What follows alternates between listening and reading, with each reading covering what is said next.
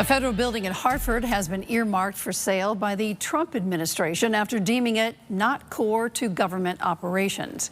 The Cotter Building is one of the 400 buildings identified across the country. News 8's Jane Chaco is live with more on this historic building. Jane.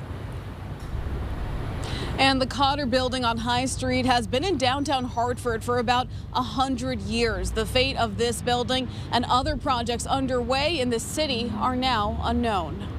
Built in the 1930s, the William R. Cotter Federal Building was first a post office, courthouse, and federal office building. It's now all federal offices, housing the Internal Revenue Service, Social Security Administration, and more. Earlier this week, the Cotter Building was on a list of more than 440 federal properties the Trump administration identified to close or sell. That building, I think, would lend itself well to redevelopment. The building's high ceilings and big windows, in addition to its proximity to the train station and downtown, makes it an attractive space for housing, according to the head of the Metro Hartford Alliance. Housing here in the Hartford region is one of our biggest economic inhibitors right now. We have jobs that we can't fill because we can't find enough spots for people to live. This morning, the list of buildings for possible sale was deleted. The U.S. General Services Administration website now says coming soon, with a short statement that reads in part, quote, "We are identifying buildings that are not core to government operations. Selling ensures that taxpayer dollars are no longer spent on vacant or underutilized federal spaces."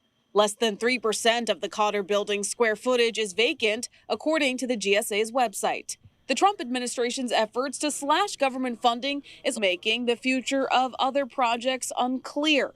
The federal courthouse at Hartford's Ribicoff Federal Building was supposed to be relocated to a new building, but now it's all up in the air. We're number one on the list nationally in terms of courthouse funding, but we need to, make sure that last piece of funding comes through, and with the uncertainty in federal funding, we continue to try to look to figure out where that is.